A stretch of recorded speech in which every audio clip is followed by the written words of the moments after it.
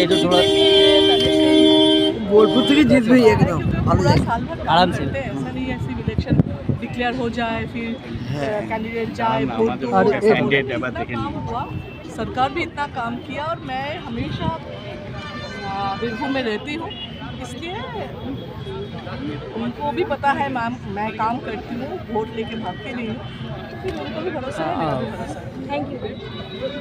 जय बांग्ला। चलो ठीक है তো एक सेकंड मैडम।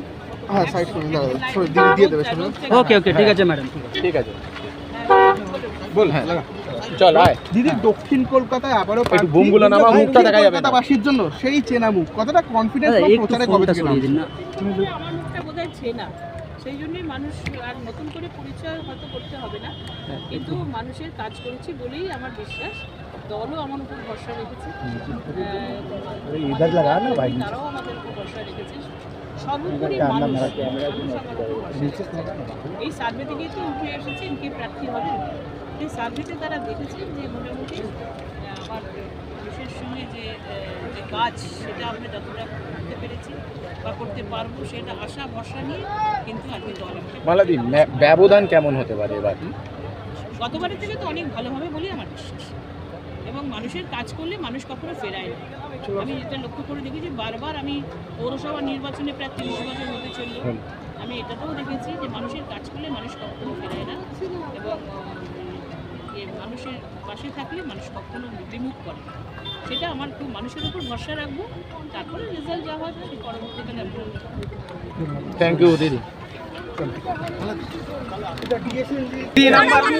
एक सेकंड दादा एक सेकंड রচনা ব্যানার্জি রাজনীতির ময়দানে মমতা ব্যানার্জির হাত ধরে কি বলবেন? কি বলবো বলুন তো, ভীষণ খুশি, ভীষণ আনন্দিত, নতুন একটা জায়গায় আসছি। আশা করি যেই সুযোগটা আমাকে দিদি দিয়েছেন, যে বিশ্বাসটা দিদি আমার উপরে রেখেছেন, আমি তার সৎ ব্যবহার করতে পারবো। বলছি রচনা ব্যানার্জি তো টিভির পর্দায় যেভাবে কাঁপিয়ে গেছে, মানে কাঁপাচ্ছেন, সেইভাবে কি রাজনীতির ময়দানেও কাঁপাবেন? মানে এটা রচনা ব্যানার্জি হিসেবে কতটা আপনি? দেখা যাক না, প্রচার শুরু দেখা যাক না কি করতে পারে। আপনার মঞ্চে যখন আপনার নাম ঘোষণা হয়েছিল তখন ঠিক রাস্তার ওই প্রান্তে একটা শোর উঠেছিল, সেই শোরটার যে ভাইব ছিল সেই এটাই ভাইবটা আমার কাছে পরম প্রাপ্তি, এটাই আমার ঠাকুরের আশীর্বাদ যে মানুষ আমাকে ভালোবাসে, আর সেই ভালোবাসা নিয়ে আমি এগিয়ে যাব হুগলির মানুষের কাছে, হুগলির প্রত্যেকটি ঘরে ঘরে, হুগলির প্রত্যন্ত গ্রামে এবং হুগলির প্রতিটি মানুষের পাশে গিয়ে দাঁড়াবো। যদি মানুষ ভালোবাসবে তাহলে সাথে থাকবে। Thank you. Thank you